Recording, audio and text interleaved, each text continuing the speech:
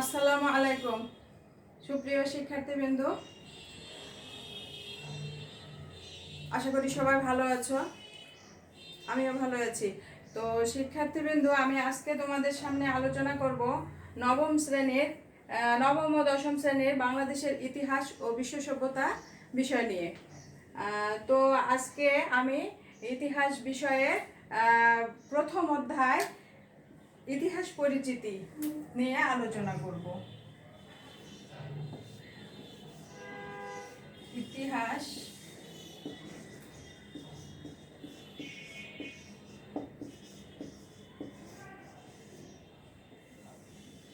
পরিচিতি।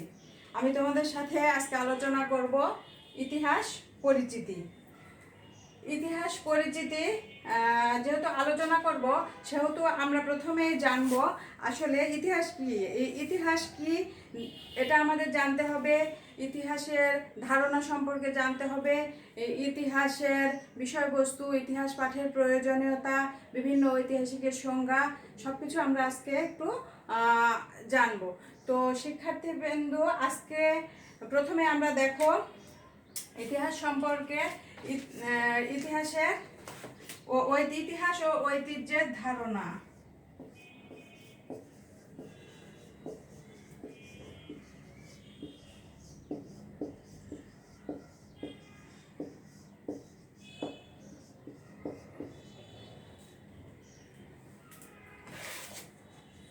ইতিহাস ও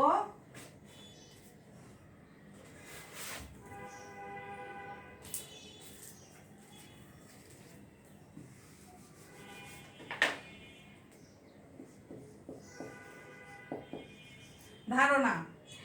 ইতিহাস শব্দটি উৎপত্তি ইতিহাস শব্দ থেকে। কোথায় থেকে? দেখো, ইতিহাস শব্দটির উৎপত্তি ইতিহাস শব্দ থেকে, যার অর্থ কি? ঐতিহ্য।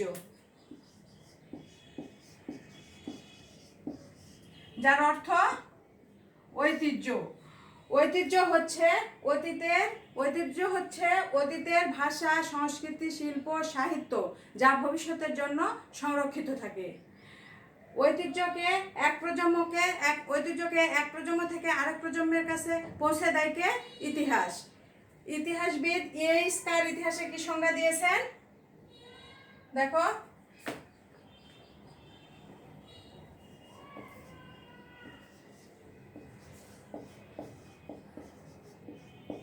স্কার কি সংজ্ঞা দিয়েছেন? ইতিহাস হচ্ছে বর্তমান ও অতীতের মধ্যে এক অন্তহীন সংলাপ। ইতিহাস হচ্ছে বর্তমান ও অতীতের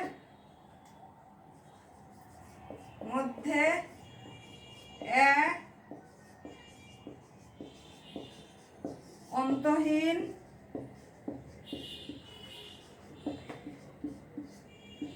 সংলাপ। ইতিহাসবিদ স্কার কি বলেছেন? ইতিহাস হচ্ছে বর্তমান ও অতীতের মধ্যে এক অন্তহীন সংলাপ।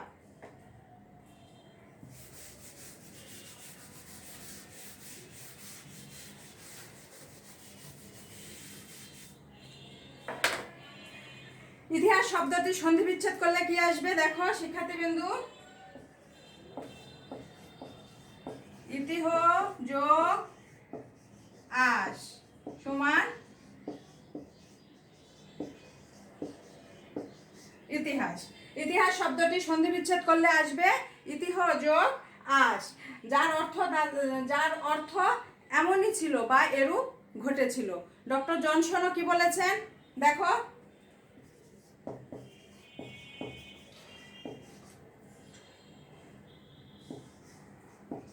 ডক্টর জনসনও বলেছেন ঘটে যাওয়া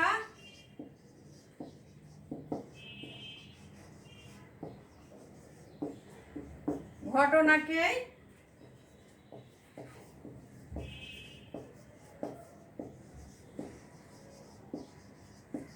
ইতিহাস বলেছেন।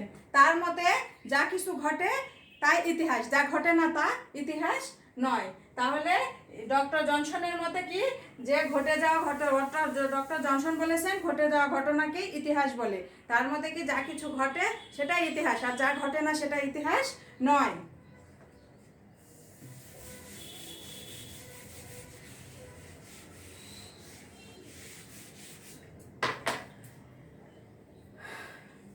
গ্রিক শব্দ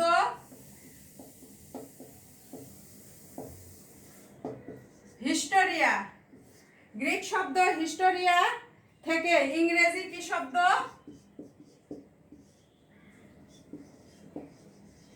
হিস্ট্রি। গ্রিক শব্দ হিস্টোরিয়া থেকে ইংরেজি, এটা কি শব্দ দেখো, গ্রিক শব্দ, আর এটা ইংরেজি, যেটা আমরা জানি যে হিস্ট্রি মানে ইতিহাস, ইংরেজি। এই গ্রিক শব্দ হিস্টোরিয়া, এটা আমরা মনে রাখবো। এটা কি শব্দ শিক্ষার্থীবৃন্দু, গ্রিক শব্দ। গ্রিক শব্দ হিস্টোরিয়া থেকে ইংরেজি হিস্ট্রি শব্দের উৎপত্তি, যার বাংলা প্রতিশব্দ হচ্ছে ইতিহাস, যার বাংলা প্রতিশব্দ হচ্ছে ইতিহাস, যেটা আমরা আসলে জানি যে হিস্ট্রি শব্দটির বাংলা প্রতিশব্দ ইতিহাস। গ্রিক ঐতিহাসিক, গ্রিক ঐতিহাসিক হেরোডোটাস, আর হিস্টোরিয়া,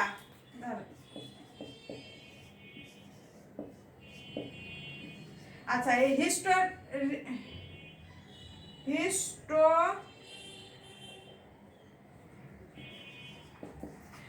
আচ্ছা এই হিস্টোরিয়া শব্দটি প্রথম কে ব্যবহার করেন, গ্রিক ঐতিহাসিক হেরোডোটাস। কে ব্যবহার করেন,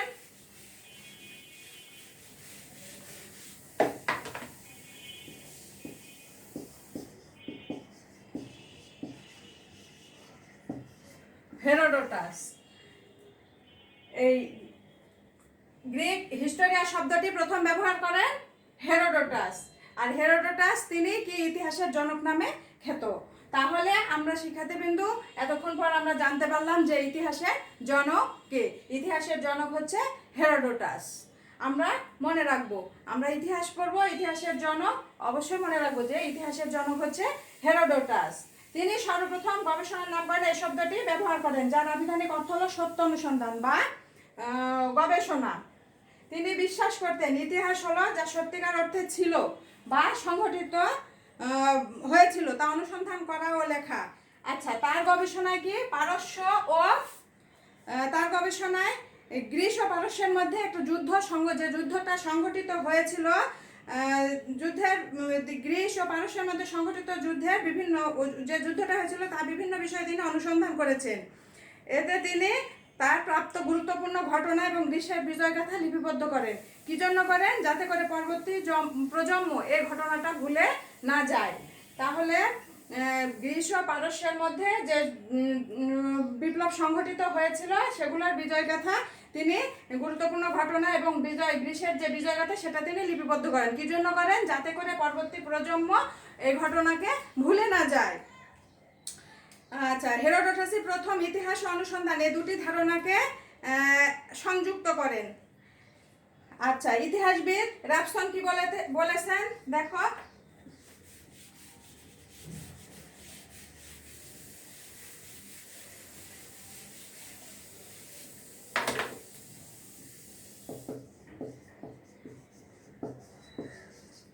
আচ্ছা, ইতিহাসবিদ রাবসন কি বলেছেন? ঘটে যাওয়া ইতিহাস হলো ঘটনার বৈজ্ঞানিক ও ধারাবাহিক বর্ণনা। ইতিহাস হলো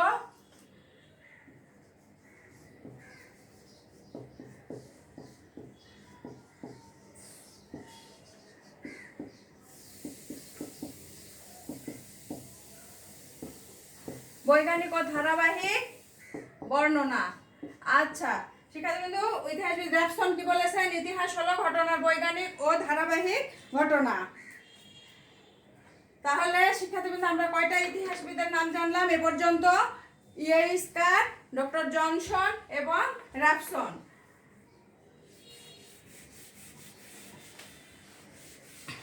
এরপরে আমরা আসব, আমরা কিন্তু এতক্ষণ জানলাম ইতিহাসের জনক, এখন জানবো আমরা আধুনিক ইতিহাসের জনক। আধুনিক ইতিহাসের জনককে লিওপোল্ড ফন র্যাঙ্কে।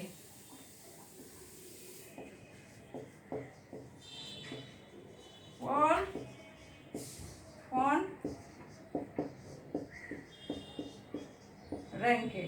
শিক্ষার্থীবৃন্দু, এটা ম্যাক্সিমাম স্টুডেন্ট ভুল করে। পরীক্ষার খাতায় যখন বলা হয় জ্ঞানমূলক প্রশ্নে আধুনিক ইতিহাসের জনককে, বেশিরভাগ স্টুডেন্ট লিখে ফেলে হেরোডোটাস। কিন্তু আমরা মনে রাখবো ইতিহাসের জনক হচ্ছে হেরোডোটাস, আর ইতিহাসের আধুনিক জনক হচ্ছে লিওপোল্ড ফন র্যাঙ্কে। যখনই বলা হবে ইতিহাসের আধুনিক জনককে, তখন আমরা বলবো লিওপোল্ড ফন র্যাঙ্কে। তিনি ইতিহাসের কি সংজ্ঞা দিয়েছেন লিওপোল্ড ফন র্যাঙ্কে? প্রকৃতপক্ষে দেখো,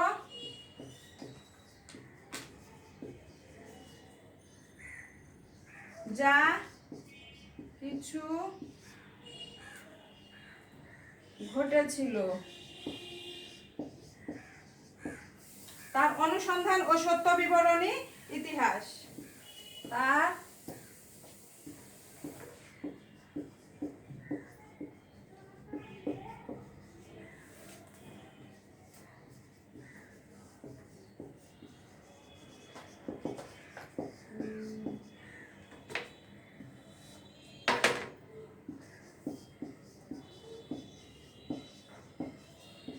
লিওপোল্ড ফন র্যাঙ্কে ইতিহাসের কি সংজ্ঞা দিয়েছেন? দেখো, প্রকৃতপক্ষে যা কিছু ঘটেছিল তার অনুসন্ধান ও সত্য বিবরণী হচ্ছে ইতিহাস। সঠিক ইতিহাস সবসময় সত্যকে নির্ভর করে রচিত। তাহলে শিক্ষার্থীবৃন্দ, আমরা এতক্ষণ কয়েকজন ইতিহাসবিদের নাম জানলাম এবং তারা কি সংজ্ঞা দিয়েছেন ইতিহাস সম্পর্কে সে সম্পর্কে জানলাম। কিন্তু এখন কথা হচ্ছে যে ইতিহাসবিদরা যে সংজ্ঞাগুলো দিয়েছে সে সংজ্ঞাগুলো আমরা পুরোপুরি মুখস্থ করব। কারণ বিভিন্ন জ্ঞানমূলক প্রশ্নে দেওয়া থাকে যে ইতিহাসবিদ স্কার কি সংজ্ঞা দিয়েছেন, বা ইতিহাস সম্পর্কে স্কার কি বলেছেন, বা লিওপোল্ড ফন র্যাঙ্কের সংজ্ঞাটা কি ছিল। তখন আমাদেরকে সংজ্ঞা যেটা সেটাই আমাদেরকে লিখতে হবে, কাজে সংজ্ঞাটা আমাদেরকে পুরোপুরি মুখস্থ করতে হবে এবং মনে রাখতে হবে। তাহলে আজকে আমরা কয়েকজন ইতিহাসবিদের নাম এবং ইতিহাস ও ঐতিহ্যের ধারণা সম্পর্কে জানলাম।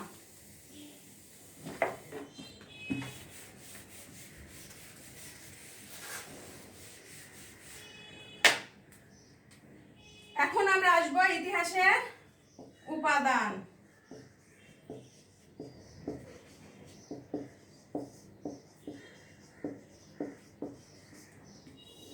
ইতিহাসের উপাদান। ইতিহাস কয় ভাগে বিভক্ত? ইতিহাসের উপাদান কয় ভাগে বিভক্ত? 2 ভাগে। কি কি?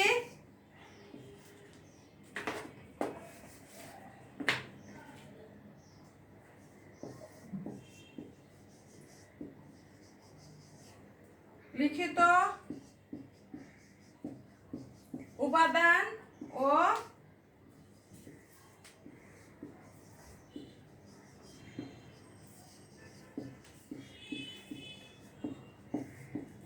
অলিখিত উপাদান। ইতিহাসের উপাদান কয় ভাগে বিভক্ত? 2 ভাগে। কি কি? লিখিত উপাদান আর অলিখিত উপাদান। এখন আমরা শিক্ষার্থীবৃন্দু আমরা আলোচনা করব। আচ্ছা, লিখিত উপাদানটা কি? লিখিত উপাদান নিয়ে আলোচনা করব। লিখিত উপাদানের মধ্যে কি আছে সাহিত্য, বৈদেশিক বিবরণ, দলিলপত্র ইত্যাদি।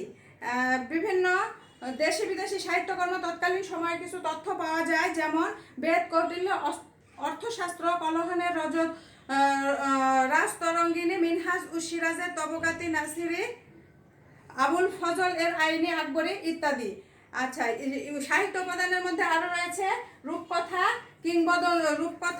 কিংবদন্তি, কল্পকাহিনী। তিব্বতীয় লেখক লামা তারনাথের বর্ণনায় পাল রাজবংশের প্রতিষ্ঠাতা গোপালের সিংহাসনারোহণ সম্পর্কে যে বর্ণনা আছে সে এক ধরনের কল্পকাহিনী। তবে অনেক কাহিনীর আড়ালে অনেক সত্য ঘটনা থেকে যায়। ঐতিহাসিকরা বিচার বিশ্লেষণ অনুসন্ধান করে আবিষ্কার করেন। কি বলছে যে অনেক কাহিনীর আড়ালে অনেক সত্য ঘটনা থেকে যায়, যা ঐতিহাসিকরা বিচার বিশ্লেষণ করে তা অনেক সত্য ঘটনা বিশ্লেষণ করে ঐতিহাসিকরা বিচার বিশ্লেষণ অনুসন্ধান করে তা আবিষ্কার করেন। তাছাড়া নথি, চিঠিপত্র ইত্যাদি থেকেও নির্ভরযোগ্য তথ্য সংগ্রহ করা সম্ভব। নথি বা চিঠিপত্র থেকেও নির্ভরযোগ্য তথ্য সংগ্রহ করা সম্ভব। আর এরপরে আমরা আসব অলিখিত উপাদান। অলিখিত উপাদান কি? যেসব বস্তু বা উপাদান থেকে আমরা বিশেষ সময়, স্থান বা ব্যক্তি সম্পর্কে বিভিন্ন ধরনের ঐতিহাসিক তথ্য পাই, সেগুলো হচ্ছে, এখানে আরেকটা দেখো,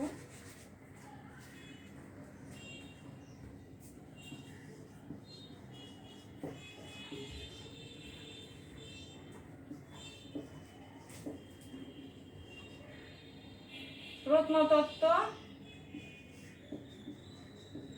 উপাদান, অলিখিত উপাদান বা প্রত্নতত্ত্ব উপাদান। ঠিক আছে মেয়েরা, অলিখিত উপাদান দেখো, যেসব বস্তু বা উপাদান থেকে আমরা বিশেষ সময়, স্থান, ব্যক্তি বা সময় সম্পর্কে বিভিন্ন ধরনের ঐতিহাসিক তথ্য পাই, সে বস্তু বা উপাদানই হচ্ছে প্রত্নতত্ত্ব উপাদান। প্রত্নতত্ত্ব উপাদান আবার অলিখিত উপাদান হিসেবে পরিচিত। যেমন মুদ্রা, শিলালিপি, স্তম্ভলিপি, ইমারত ইত্যাদি, এগুলা কি অলিখিত উপাদান। যেমন প্রশ্নে বলা হয় মুদ্রা, শিলালিপি, স্তম্ভলিপি ইতিহাসের কোন ধরনের উপাদান, তখন আমরা মনে রাখবো যে অলিখিত উপাদান। আচ্ছা, এ সমস্ত প্রত্নতত্ত্ব নিদর্শন বৈজ্ঞানিক পরীক্ষা নিরীক্ষা এবং বিশ্লেষণের ফলে সে সময়ের অধিবাসীদের রাজনৈতিক, সামাজিক, অর্থনৈতিক ইত্যাদি সম্পর্কে অবস্থা সম্পর্কে ধারণা পাওয়া যায়। ধারণা করা সম্ভব প্রাচীন অধিবাসীদের সভ্যতা, ধর্ম, জীবনযাত্রা, নগরায়ন, নিত্য ব্যবহার্য জিনিসপত্র ইত্যাদি, কৃষি ইত্যাদি সম্পর্কে।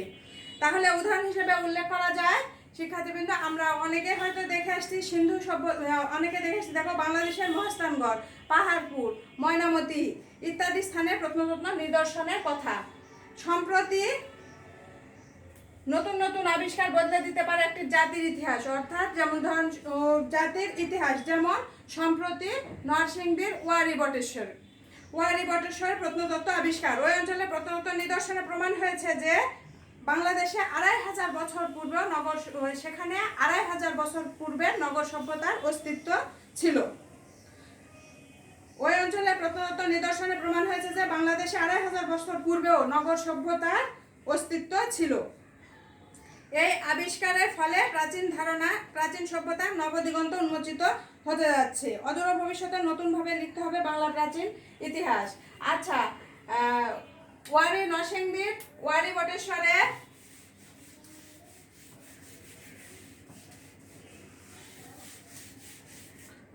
কত বছরের পূর্বের নগর সভ্যতার অস্তিত্ব ছিল ধারণা করা হয়েছে?